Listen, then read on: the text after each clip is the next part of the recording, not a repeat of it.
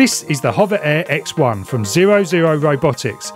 It's a tiny camera drone that folds up and fits in your pocket. It takes off at the touch of a button and can follow you and film whatever activity you're doing.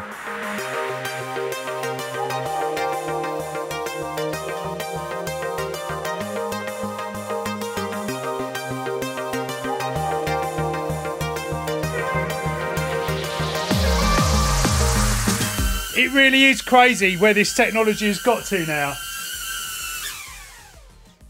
Unreal.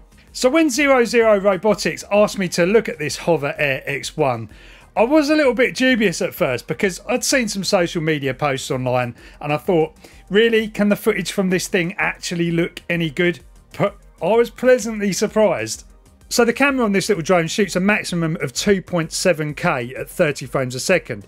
It will also do 1080p at 60 frames a second, and there is a HDR mode which will do 30 frames a second at 1080p. It's basically got kind of a one-axis gimbal, so only this bit moves vertically, and the whole gimbal is supported by some rubbers under here to give it extra stability. But this is the first test that I did with this drone. Just went for a simple jog down the road and just got the drone to follow me. When I look back at the footage, I was pleasantly surprised. The stabilisation is very, very good on this drone, and I think it's a lot to do with the software. Also, the follow me algorithm seems really tight.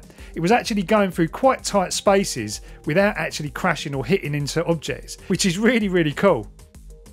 There's actually no obstacle avoidance system on this drone at all. The only sensors you've got are literally downward facing positioning sensors. So it's even more impressive that this is doing it just purely on the camera. Again, I think it's something to do with the very tight follow me algorithm that they've got going on in here. The way you operate this drone, you simply turn it on by pressing the power button, and then you basically have some simple preset modes here which you can cycle through to get very simple jobs done, such as hover, follow. There's a dolly track mode, also side on follow, and some custom modes which I'll go into in a minute.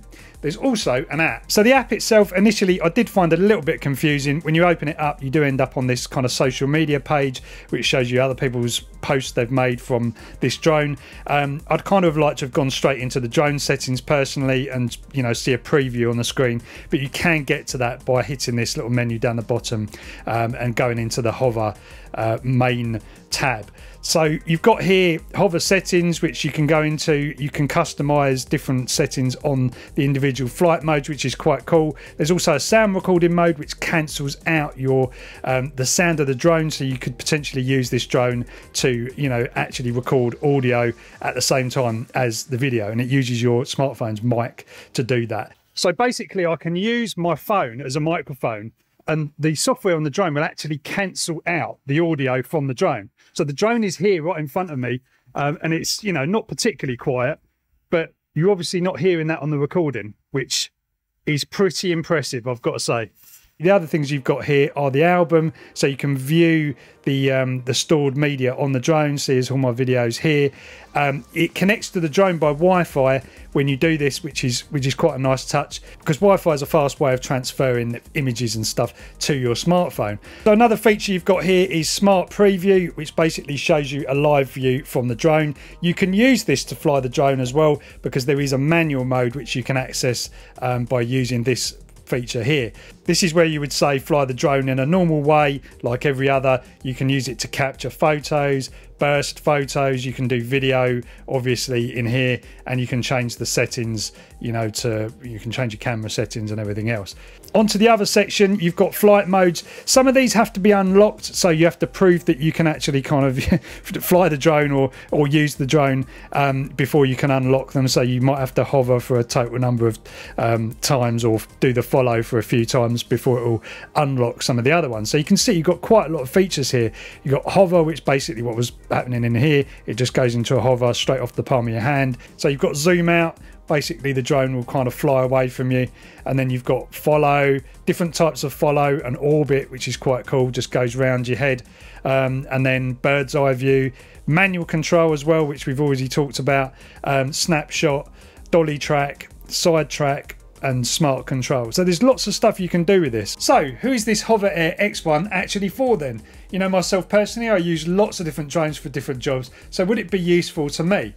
Yes, I think it would, because this drone actually is so easy to use that you can just put it in your pocket. Look, the way it folds up, you can put it in your pocket and you can take it with you. Someone once said, I can't remember who it was, but the best camera is the one that you've got with you, which is actually really true. So this could follow the same principle as that.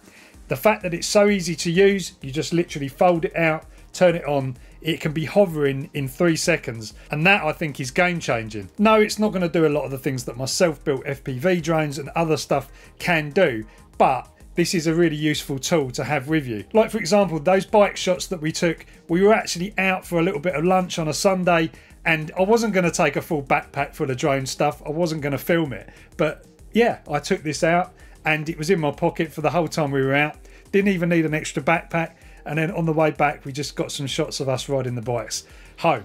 So yeah, I wouldn't have got that shot without this. So let's talk about the cost of this drone then. So at the time of making this video on Amazon, it's about £420. There's a more expensive version which comes with 2 batteries. I'd say it would be a good idea to have the 2 battery version, but you'd work out what's best for you based on the cost. Now in comparative terms, you can get a DJI Mini 2 SE for around £250 now, which will have a follow mode on it, but you are having that extra hassle of having a phone connected to a controller. You know, the setup process is slower, the tech is older, and obviously you haven't got these nice prop guards around the outside of this drone that prevents you from kind of doing any damage to the drone or anything else. It makes it super safe. Also, if you're the sort of person that hasn't flown drones before, maybe you're not even interested in drones, but you just want to get some decent kind of follow me footage and maybe some aerial footage as well, then this drone could be for you. I will say though that when I did a manual flight test on this drone,